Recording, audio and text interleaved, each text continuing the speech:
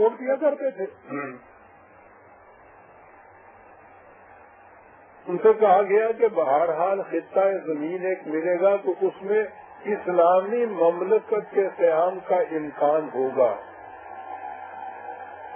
اس حد تک تو ایسی بات ہے نا کہ جس میں آپ بھی ساتھ دیں، ساتھ نہ دیں تو مخالفت بھی نہ کریں. الفاظ سن لیجیے.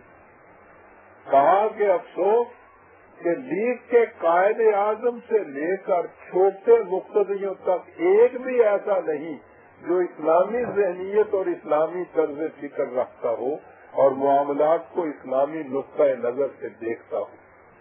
ایسے لوگوں کو میں اس لیے مسلمانوں کی قیادت کا اہل قرار دے دینا کہ وہ مغربی سیاست کے ماہر یا مغربی طرز تنظیم کے استاد فن ہیں اور اپنی قوم کے عشق میں ڈوبے ہوئے ہیں، سراسر اسلام سے جہالت اور غیر اسلامی ذہنیت ہے.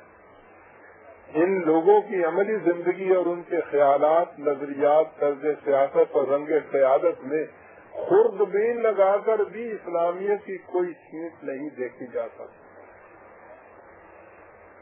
قوم مسلمان نہیں، سارے انداز کافرانہ ہے.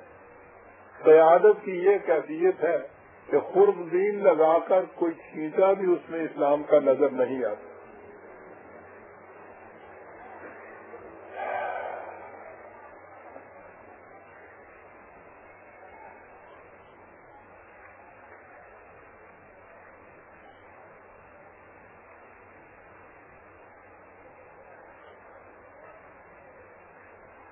ان سے کہا کہ ہندوستان سے الگ ایک خطہ زمین جو اگر مل جائے گا اور وہ مسلمانوں پر مشتمل ہوگا تو جیسا کچھ بھی ہے بہرحال اس حالت سے تو وہ بہتر ہوں گے. اس سے تو کوئی تھوڑا سا اطمینان یا خوشی ہونا چاہیے. اعلان ہوتا تھا کہ مسلمان ہونے کی حیثیت سے میرے لیے اس مسئلہ میں بھی کوئی دلچسپی نہیں کہ ہندوستان میں جہاں مسلمان کثیر التعداد ہیں وہاں ان کی حکومت قائم ہو جائے گی. اس کے نتیجے میں جو کچھ حاصل ہوگا وہ صرف مسلمانوں کی کافرانہ حکومت ہوگی، بلکہ اس سے بھی زیادہ قابل افسوس.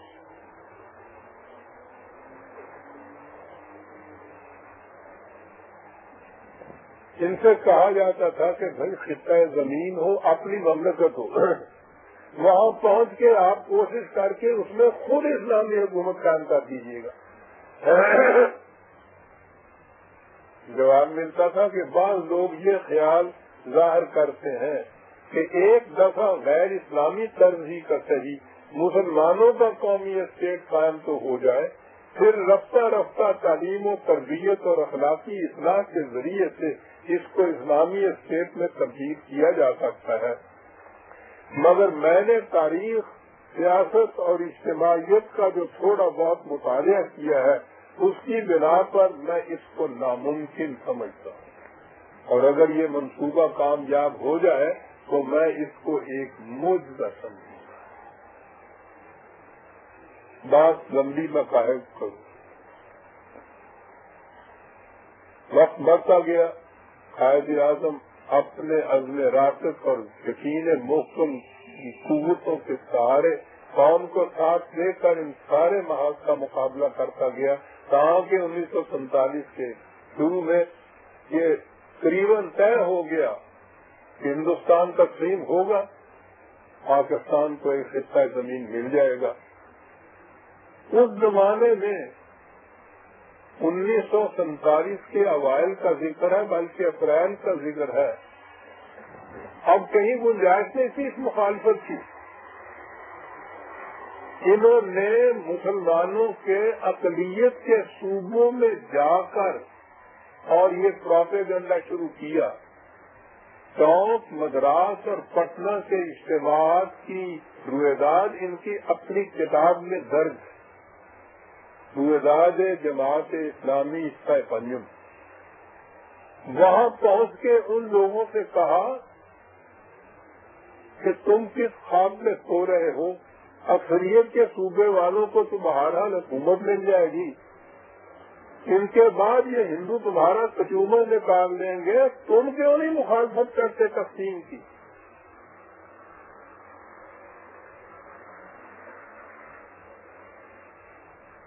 ادھر تقسیم کی تفاصیل طے ہو رہی تھی، ادھر یہ حضرات یہ کہہ رہے تھے. حتیٰ کہ انہوں نے پٹنہ کے ایک اجلاس میں تو ان کے ساتھی تھے نصر اللہ خان عزیز مرحوم، انہوں نے یہ بھی کہہ دیا کہ ان لوگوں کو دیکھیے یہ کہتے ہیں کہ خدا کی حکومت قائم کرنے کے لیے خطہ زمین کی ضرورت ہے. ہاں جی نہیں صاحب، خطہ زمین پہ حکومت قائم ہوتی ہے، وہ تو خلا میں ہوتی ہے، عرش اعظم پہ ہوتی. میں یہ عرض کر رہا تھا کہ یہ ایک تنخواہ مرد تھا اور مخالفتوں کا یہ ہجوم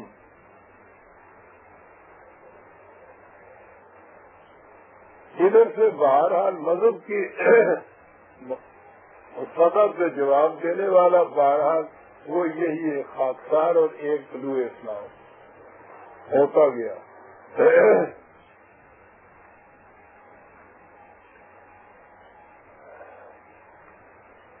اس درمیان میں لفظ کی گھاٹیاں آیا کرتی ہیں عزیزان من، جہاں کمپرومائز کی کوششیں ہوتی ہیں.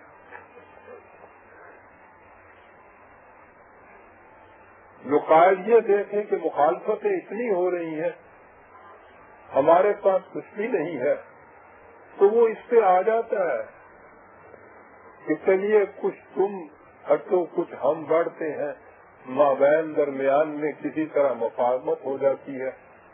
درس سننے والے احباب کو تو معلوم ہے، جو میں بار بار کہا کرتا ہوں کہ حق اور باطل کے اندر مفاہمت کسی شکل میں ہو نہیں سکتی.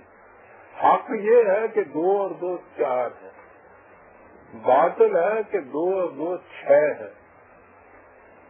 اب وہ اپنی ضد پہ، یہ اپنی ضد پہ جسے کہا جاتا ہے، مفاہمت کرانے والے آپ کہتے ہیں کہ صاحب اس طرح سے تو بات نہیں کریں گے، منہ مانگے سے تو موت بھی نہیں ملتی.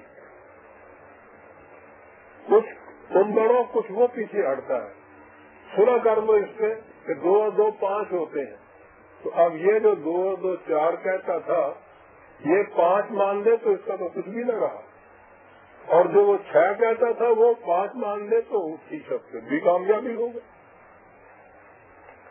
یہ کوششیں پھر کی گئی، جنہوں کو خریدنے کی کوششیں کی گئی، جنہوں کو ڈرایا گیا اس معاملے میں، کہا یہ گیا نا کچھ مفاہمت کا، اس انداز کا ڈرانا تھا. 1935 کے ایکٹ کے ماتحت ہندوستان کو ایک فیڈریشن بنانے کی تجویز، جنہوں تو اس کا سخت مخالف تھا کہ وہاں رہتے ہوئے ہندو قوم کے ساتھ کوئی مفاہمت ہو جائے.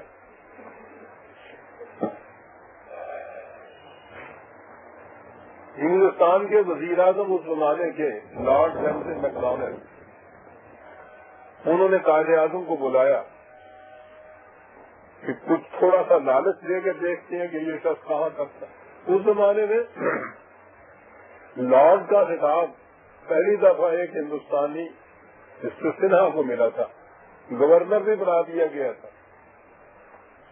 اس نے کہا کہ قائد اعظم اگر سنہا لارڈ بن سکتا ہے، اگر گورنر بنایا جا سکتا ہے، کوئی اور بھی بنایا جا سکتا ہے، اس لیے یہ فیڈریشن جو ہے یہ بہتر رہے گی. قائد اعظم نے یہ سنا